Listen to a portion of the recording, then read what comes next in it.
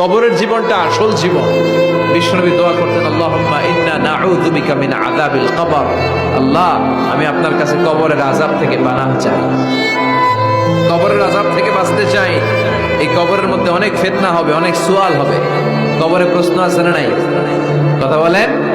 প্রথম প্রশ্ন জিজ্ঞেস করা হবে, মার রব্বুক, তোমার রব কে? বলেন, আমাদের রব কে? ওমা দীনুক, তোমার ধর্ম কি? বিষ্ণুবীর চেহারা দেখিয়ে বলা হবে, তারিফু মান হাযার রাজুল, এই লোকটারে চিনো? আমরা কি বলবো?